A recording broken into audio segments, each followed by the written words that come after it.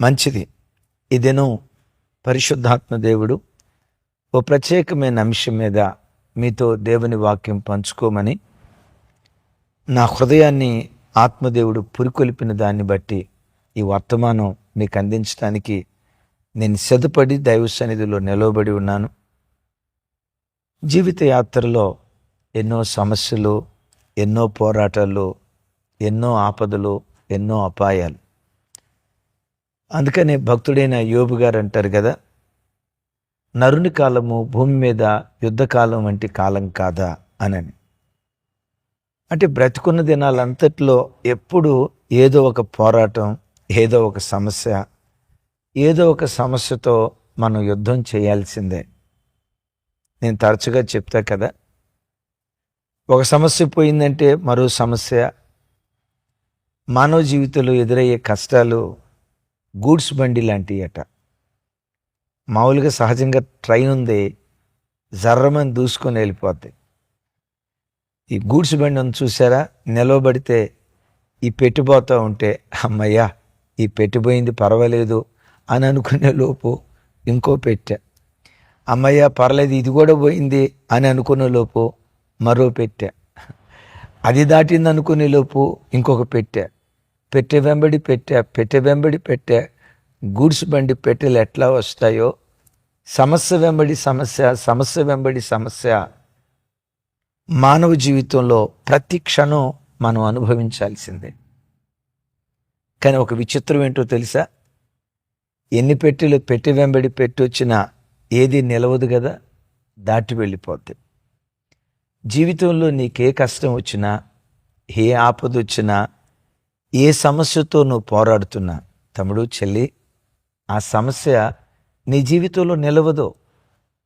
ఎంత త్వరగా వచ్చిందో యేసు నామం పేరిట అంత త్వరగా వెళ్ళిపోవటానికి నిశ్చయంగా దేవుడు కార్యం చేస్తాడు. బ్రతుకంతా ఇంతే అని అనుకోకు, బ్రతుకంతా ఇలాగే సాగిపోద్దులే అని కృంగిపోకు. ఏ ఆపద వచ్చినా, సాయంకాలము ఏడ్పు వచ్చి రాత్రంతా ఉండినా ఉదయమున సంతోషం కలుగును అని లేఖనాల్లో రాయబడి ఉంది కదా. అయితే ఒక అద్భుతమైన అంశం, ఏ సమస్య నీ బ్రతుకులో ఎదురైనా ఆ సమస్యకు పరిష్కారం సమస్య కంటే ముందుగా దేవుడు సిద్ధపరిచి ఉంచుతాడు. సమస్య వచ్చింది ఈరోజు నీకు, కానీ నీకు తెలుసా ఆ సమస్యకు పరిష్కారం సమస్య రాక మునిపే ముందుగానే దేవుడు సిద్ధపరిచాడు. ఎందుకు? నీ దేవుడు భవిష్యత్ జ్ఞాని, అనంత జ్ఞాని. రేపేం జరగబోతుందో ఆయనకు తెలీదా? రాబోయే సంవత్సరం ఏం జరగబోతుందో నీ జీవితంలో నీ దేవునికి తెలీదా? నీ దేవునికి పెట్టబడిన పేరు భవిష్యత్ జ్ఞాని. ఆమేన్. ఎవరాయన? భవిష్యత్తులో ఏం జరగబోతుందో నీ జీవితంలో, నీ పిల్లల జీవితంలో, నీ కుటుంబంలో, నీ ఉద్యోగ స్థలంలో, నీ ఆరోగ్య విషయంలో, నీ ఆర్థిక విషయాల్లో భవిష్యత్తులో ఏం జరగబోతుందో ఈరోజే ఎరిగిన దేవుడు నువ్వు ఎదుర్కోబోయే ప్రతి సమస్యకు పరిష్కారం ముందుగానే దేవుడు సిద్ధపరిచాడు అన్న ఒక్క ఆలోచన గుండెల నిండా నింపుకొని ఏ సమస్య వచ్చినా ధైర్యంగా బ్రతకటం నేర్చుకో. బైబిల్లో ఒక అద్భుతమైన సన్నివేశం మీకు జ్ఞాపకం చేస్తాను. చూడండి, రాజుల 2వ గ్రంథం 4వ అధ్యాయం 42-43 వచనాలు నేను చదువుతాను. మరియు ఒకడు బయల్షాలిషా నుండి మొదటి పంట బాపత యవల పిండితో చేయబడిన 20 రొట్టెలను, క్రొత్త గోధుమ వెన్నులను కొన్ని పండ్లను తీసుకొని వచ్చి దైవజనుడైన అతనికి కానుకగా ఇయ్యగా అతడు జనులు భోజనము చేయుటకు దాన్ని వడ్డించుమనెను. అయితే అతని పనివాడు 100 మందికి వడ్డించుటకు ఇవి ఎంతవని చెప్పగా అతడు వారు తినగా మిగులునని యెహోవా సెలవిచ్చి ఉన్నాడు కనుక జనులు భోజనము చేయనట్లు వడ్డించుమని మరలా ఆజ్ఞ ఇచ్చెను. పనివాడు వారికి వడ్డింపగా యెహోవా సెలవిచ్చినట్లు అది వారు తినిన తర్వాత మిగిలిపోయెను. Praise the lord. గత వారంలో మనం విన్నాం, కరువు కలిగిన గిల్గాలు ప్రాంతానికి వచ్చారు ప్రవక్త అయిన ఎలీషా. సరే, ఆ కూరాకులు తీసుకురమ్మన్నారు. అవి పెద్ద కొండలో వేసి వండారు.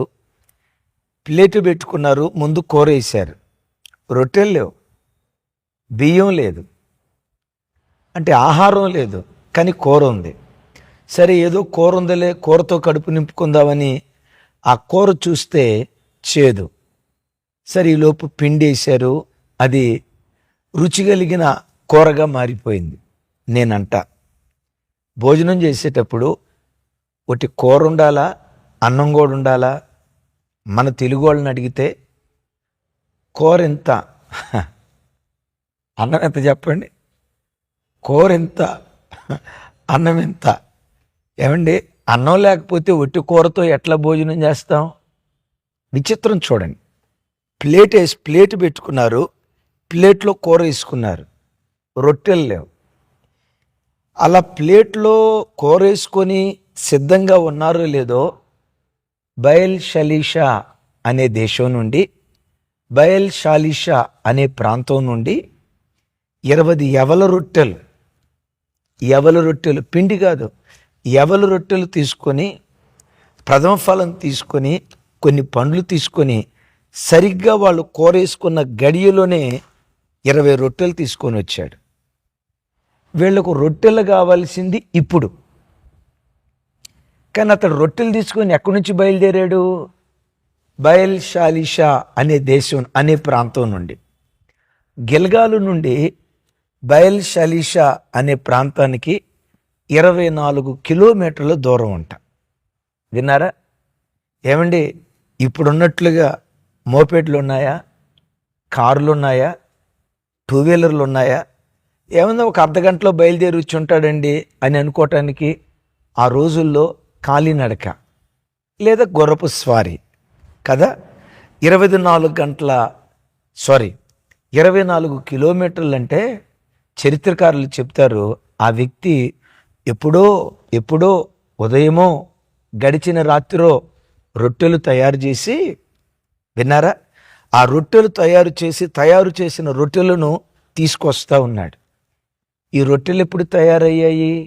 నిన్ననే తయారయ్యాయి. రొట్టెల అవసరం ఎలీషా ప్రవక్తకి ఎప్పుడు వచ్చింది? ఇప్పుడు వచ్చింది. చూసారా? ఒక రోజంతా ప్రయాణం చేసి ఇక భోజనానికి కూర్చుందామని అనుకునే లోపు భోజనానికి కూర్చున్నారు. సరిగ్గా అప్పుడే దేవుడు రొట్టెలు తీసుకొచ్చి ఇచ్చాడు. అర్థమైంది కదా? సమస్య రాకమునిపే, రొట్టెల అవసరం రాకమునిపే రొట్టెలు ముందుగానే దేవుడు సిద్ధపరిచాడే. నీవు ఆరాధించే దేవుడు. తమ్ముడు, చెల్లి, ఏ సమస్యతో నువ్వు నలగొట్టబడుతున్నా, ఏ ఆపద చేత పీడించబడుతున్నా, ఇంతేలే నా బ్రతికే మారదులే, ఇలాగే నా జీవితంలో కన్ను మోస్తాలే, పుట్టినప్పటి నుంచి ఇదే కష్టాలే, ఇదే తిరస్కారాలే, ఇదే రోగంలే, ఇదే అవమానంలే. సంవత్సరాలు మారుతున్నాయి కానీ నా బ్రతుకు మారట్లా. నెలలు మారుతున్నాయి, వారాలు మారుతున్నాయి, రోజులు మారుతున్నాయి, క్యాలెండర్లో పేజీలు మారుతున్నాయి, కానీ నా బ్రతుకు మారట్లా. ఇంతేలే, ఈ సమస్యతో ఇంతేలే నా జీవితం అని అనుకుంటున్నావా? నజరేయుడైన యేసుక్రీస్తు నామం పేరిట నా చేతులెత్తి దీవిస్తూ ఉన్నాను. ఏ సమస్యతో నువ్వు పీడించబడుతున్నా, సమస్యకు ముందే పరిష్కారాన్ని దేవుడు సిద్ధపరిచాడు. తగిన కాలమందు దేవుడు దాన్ని బయలుపరుస్తాడు. ఆమేన్. విచిత్రం, ఈ మాట చదివినప్పుడు ఇది బైబిల్లో రాయబడిన మాట, బైబిల్లో జరిగిన సంఘటన మాత్రమే కాదు. మీలో చాలామంది జార్జ్ ముల్లర్ గారు అనే గొప్ప దైవజనుడు, ఆయన బ్రెస్టన్ ప్రాంతంలో దేవుని సేవ చేస్తూ దరిదాపుగా 300 మంది అనాథలను పెంచి పోషిస్తూ ఉన్నాడు. ఆ రోజు ఉదయం వారికి భోజనం పెట్టడానికి ఏమీ లేదు. విన్నారా? భోజనం పెట్టడానికి ఏమీ లేదు. ఇంట్లో రేషన్ లేదు, బియ్యం పిండి లేదు, గోధుమ పిండి ఏమీ లేదు. కానీ ఆ 300 మంది బిడ్డలకి చెప్పారట, బిడ్డలారా అందరూ మీ ప్లేట్లు పెట్టుకొని ఆ ప్లేట్ల మీద కూర్చొని, దేవా మాకు ఇదేనో నువ్వు ఆహారం ఇచ్చినందుకు నీకు స్తోత్రం, ఈ దినం మాకు ఆహారం ఇచ్చినందుకు నీకు స్తోత్రం, ఈ దినం మా ఆకలి తీర్చినందుకు స్తోత్రం అని ఖాళీ ప్లేటు ముందు పెట్టుకొని ఆహారం ఇచ్చినందుకు స్తోత్రం అని దేవుని స్తుతించమన్నాడట. అఫ్కోర్స్ అందరి బిడ్డలు దేవుని స్తుతించడానికి సిద్ధపడ్డారు. కొంతమంది ఖాళీ ప్లేట్లు పెట్టుకొని ఆహారం ఇచ్చినందుకు నీకు స్తోత్రం అని ఎట్లా స్తుతిస్తాం? భక్తి ఉంటే ఉండాలి, కానీ మరి ఇంత పిచ్చి భక్తి ఉండకూడదు. ప్లేట్లో రొట్టెలు ఉంటే ఇచ్చిన రొట్టెలను బట్టి స్తోత్రం అని అనగలుగుతాం. రొట్టెలు లేకుండా రొట్టెలు ఇచ్చినందుకు నీకు స్తోత్రం అని ఎట్లా అనగలుగుతాం? పిచ్చి భక్తి కాకపోతే. ఏమండి, గ్లాసులో పాలు కొంచెమన్నా పాలు ఉంటే దేవా నీవు ఇచ్చిన పాల కొరకు స్తోత్రం అని అనగలుగుతాం. ఏమండి, పాలు కూడా లేని, కొంచెం ఇంత పాలు కూడా లేని ఆ సమయంలో దేవా పాలిచ్చినందుకు నీకు స్తోత్రం అని ఎలా అనగలుగుతాం అని కొంతమంది మనసులో అనుకున్న వాళ్ళు ఉన్నారేమో. కానీ ఆ చిన్నపిల్లలు మాత్రం ఆ ఖాళీ ప్లేట్లు ముందు పెట్టుకొని, దేవా ఈ దినం సమృద్ధి అయిన ఆహారం మీరు మాకు ఇచ్చినందుకు నీకు స్తోత్రం అని ప్రభుని స్తుతిస్తూ ఉంటే, ఆ వారు అలా స్తుతిస్తూ ఉంటుండగా ఎవరో వచ్చి తలుపు తట్టారట. తలుపు తీస్తే ఒక అతను, సార్ నేను తీసుకెళ్తున్న మా పాల వ్యాన్ పలానా ప్రాంతంలో చెడిపోయింది, అయితే ఇది అంత దూరం వెళ్ళాలంటే ఆడికి వెళ్ళేలోపు, రిపేర్ చేసి వెళ్ళేలోపు పాలన్నీ పాడైపోతాయి, ఇక్కడేదో అనాథాశ్రమం ఉందట కదా, ఇదిగో ఈ పాలన్నీ మీకు ఇవ్వాలనుకుంటున్నా, తీసుకోండి సార్ అంటే వెంటనే ఆ పాలు తీసుకొచ్చి వేడి చేస్తూ ఉన్నారట. ఈ పిల్లలు ఆహా ఏమీ లేకుండా ఉన్నప్పుడు ఇచ్చినందుకు స్తోత్రం అని అంటే దేవుడు పాలిచ్చాడే, మరి పాలిచ్చిన దేవుడు చెప్పాలా, రొట్టెలు కూడా ఇస్తాడు కదండి. వాళ్ళ విశ్వాసం బలపడి మాకు రొట్టెలు ఇచ్చినందుకు స్తోత్రం అని దేవుని స్తుతిస్తూ ఉంటే, ఇంకో కొన్ని నిమిషాల్లో ఎవరు వచ్చి తలుపు కొట్టారట. తలుపు తీస్తే, సార్ మా ఇంట్లో పలానా పెద్ద ఫంక్షన్ ఏర్పాటు చేసుకున్నాం, అయితే మా సమీప కొన్ని కార్యాలను బట్టి ఆ ఫంక్షన్ ఆగిపోయింది, మేము వండిన ఆహార పదార్థాలు, రుచికల భోజన పదార్థాలు ఏం చేయాలో అర్థం కావట్లా, ఎవరో చెప్పారు ఇక్కడ ఆశ్రమం ఉందని, అయ్యా మా ఫంక్షన్ నిమిత్తం మేము ఏర్పాటు చేసుకున్న భోజన పదార్థాలు మీకు అభ్యంతరం లేకపోతే తీసుకుంటారా అని అంటే, దీనిలో అభ్యంతరం ఏముందయ్యా అని విచిత్రం.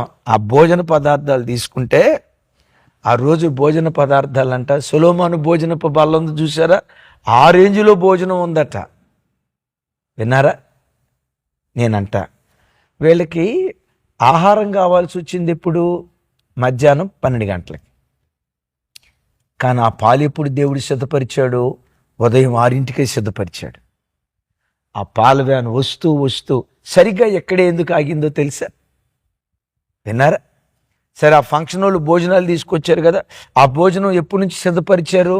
నేను అనుకుంటా ఈరోజు ఫంక్షన్ అయితే నిన్నటి నుంచే సిద్ధపాటు చేస్తాం కదా.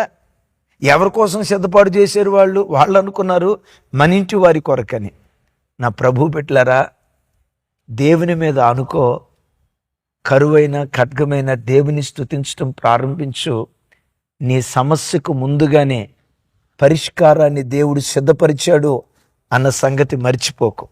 ఈరోజు నువ్వు అనుభవిస్తున్న సమస్య, రేపు నువ్వు అనుభవించబోయే సమస్య ఎంత భయంకరమైనదైనా కలవరపడుకో. నువ్వు దేవుని కలిగిన వాడివి కదా తమ్ముడా, చెల్లి, నీకు దేవుడున్నాడు కదా. ప్రతి విషయమే నిన్ను గూర్చి యోచించే, నిన్ను గూర్చి చింతించే దేవుడు నీకున్నాడు కదా. నిన్ను గూర్చి ఇంత బాధ్యత తీసుకొని చింతించే దేవుడు నీకుండగా ఎందుకు నువ్వు చింతించాలి? పిచ్చిదానిలాగా ఎందుకు ఆలోచిస్తున్నావు? ఆలోచించి ఎందుకు ఆరోగ్యాన్ని పాడు చేసుకుంటున్నావు? నీ ఆలోచనలన్నీ ప్రక్కన పెట్టి, ఎస్, భక్తుడైన అబ్రహాము మోరియా పర్వతం ఎక్కేటప్పుడు కొడుకు అడుగుతున్నాడు, డాడీ బలికి కట్టెలున్నాయి, నిప్పుంది, అసలు సిసలైంది గొర్రెపిల్ల ఎక్కడ డాడీ అంటే, అబ్రహాం ఏమన్నారు తెలుసా? యెహోవా ఈరే, దేవుడే చూసుకుంటాడు. అంటే అబ్రహాము గుండెల్లో ఉందేంటి? నాకు సమస్య రాకమునిపే పరిష్కారాన్ని దేవుడే సిద్ధపరిచాడు. యెహోవా ఈరే అన్నాడు. రైట్. మోరియా పర్వతం మీదకి వెళ్ళాడు, బలిపీఠం కట్టాడు, కట్టెలు పేర్చాడు, ఇస్సాకును పెట్టాడు, కత్తెత్తాడు. ఇంకో క్షణం చంపబోతాడు అని అనగా ఆకాశం నుంచి స్వరం, అబ్రహామా అబ్రహామా, నీవు దేవునికి భయపడువాడవని ఇప్పుడు నాకు తెలిసినది. కనులెత్తి చూడు. చూశాడు. ముండ్ల పొదల్లో చిక్కుకున్న పొటేలు. నా వైపు చూడండి. అబ్రహాముకు సమస్య వచ్చింది ఎప్పుడు? ఇప్పుడు. అది పొటేలు అప్పటికప్పుడు రాలా, ఎప్పుడో వచ్చి ఆ ముళ్ళ పొదల్లో ఇరుక్కుంది. నేనంట పొటేలంటే అది దరిదాపుగా సంవత్సరం క్రితం దై ఉండొచ్చు కదా. లేతదైతే సంవత్సరం, లేతదంటే 2-3 సంవత్సరాలు కదా. సమస్య వచ్చింది ఇప్పుడు. కానీ ఆ పొటేల్ని 3 సంవత్సరాల క్రితమే దేవుడు సిద్ధపరిచాడు. సంవత్సరం క్రితమే దేవుడు సిద్ధపరిచాడు. తమ్ముడు, చెల్లి, అబ్రహాం జీవితంలో సమస్య రాకమునిపే పరిష్కారాన్ని సిద్ధపరిచిన దేవుడు. పిల్లల వివాహం నీకు ఒక సమస్యగా ఉందా? కలవరపడకు. నీ బిడ్డకు చక్కటి జీవిత భాగస్వామిని ముందుగానే దేవుడు సిద్ధపరిచాడు. తగిన కాలమందు దేవుడు దాన్ని బయలుపరుస్తాడు.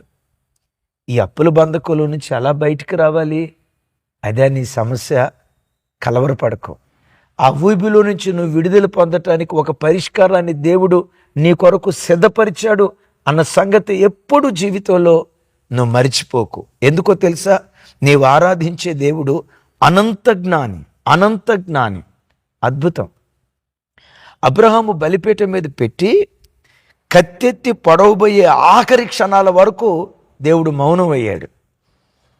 అంటే ఆఖరి వరకు అబ్రహామును దేవుడు పరీక్షించాడు. అబ్రహాము గుండెల్లో ఉన్న విశ్వాసం ఏంటో తెలుసా?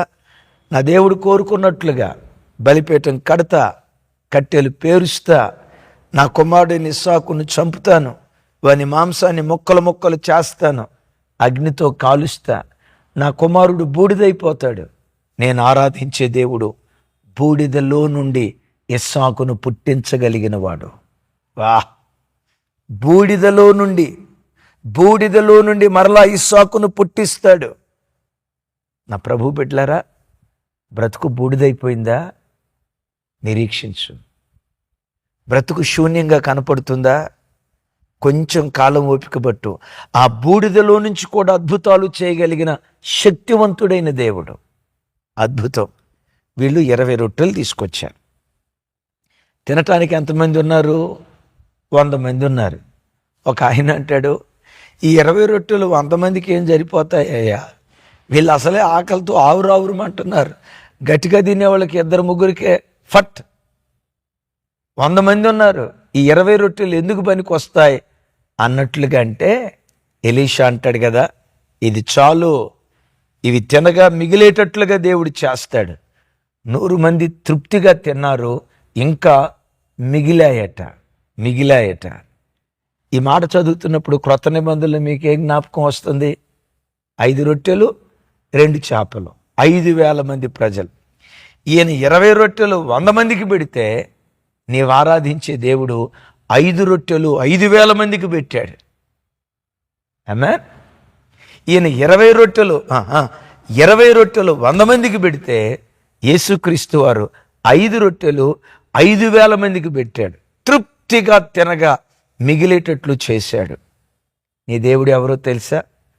నీ చేతిలో ఉన్న దానితోనే నేను ఆశీర్వదిస్తాడు. కలవరపడుకో. నీ చేతిలో ఉన్న ఉద్యోగంతోనే దేవుడు నిన్ను ఆశీర్వదిస్తాడు. చిన్న ఉద్యోగమా?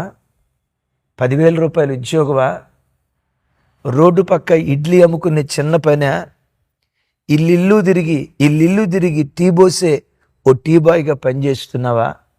చదువుకుంది ఐటీయేనా? చదువుకుంది డిగ్రీయేనా? అయ్యో, నేను సాఫ్ట్వేర్ ఇంజనీర్ కాకపోతేనే నాకు ఆ ఉద్యోగం రాకపోయినే అని నీ కలిగిన దాన్ని బట్టి కృంగిపోతున్నావా? నీవు కలిగింది చిన్నదై ఉండొచ్చు. నీవు కలిగి ఉన్న దేవుడు భూమి ఆకాశాలు పట్టజాలని మహాదేవుడు. నీ చేతిలో ఉన్న దానితోనే చిత్ర విచిత్రాలు జరిగిస్తాడు. ఆమేన్. నీ చేతిలో ఉన్న దానితోనే చిత్ర విచిత్రాలు జరిగిస్తాడు. నీ చేతిలో ఏముందో పట్టుకొని 5 రొట్టెలు 2 చేపలు ఆశీర్వదించినట్లు నాకు అసాధ్యతను ఆశీర్వదించాయా? 20 రొట్టెలు 100 మంది తృప్తిగా తినగా మిగిలేటట్లుగా చేసేవే, నా చేతిలో ఉన్న దాన్ని ఆశీర్వదించాయా? ప్రార్థించు. నీ చేతిలో ఉన్న దానితోనే దేవుడు అద్భుతాలు జరిగిస్తాడు. కలవరపడకు. నీ చేతిలో ఉన్నదే శక్తివంతమైంది. ఏ సమస్య నీ బ్రతుకులో ఎదురైనా సమస్యకు ముందే పరిష్కారాన్ని దేవుడు సిద్ధపరిచాడని ధైర్యంగా విశ్వాస యాత్రలో సాగిపో. సనుగుడు కాదు, స్తుతించు. సనుగుడు కాదు, స్తుతించు. ఎందుకు ఇలా చేసావు? సనుగుడు కాదు. ఏ కష్ట స్థితి అయినా హృదయమార ప్రభుని స్తుతించు. ఆ స్తుతి జయధ్వని దేవుడు ఆలకిస్తూనే నీ సమస్య ఎంత భయంకరమైనదైనా పరిష్కారాన్ని నీ కళ్ళ ముందు దేవుడు నిలవబెట్టునుగాక. మోరియా పర్వతం మీద ఆ పొటేలు, మోరియా పర్వతం మీద అబ్రహాముకు ఆ పొటేలు కనబడినట్లు వెతుకుతున్న పరిష్కారం ఈరోజు నీ కంటికి కనబడునుగాక. దాహార్తితో అల్లాడిపోతున్న ఇస్మాయేలుకు నీటి ఊట కనబడినట్లు, హాగరుకు నీటి ఊట కనబడినట్లు ఏ పరిష్కారం కొరకు వెతుకుతున్నావో ఆ పరిష్కారం ఈరోజే నీ కళ్ళ ముందు నా దేవుడు ప్రత్యక్షపరచునుగాక. ప్రార్థన చేస్తాను.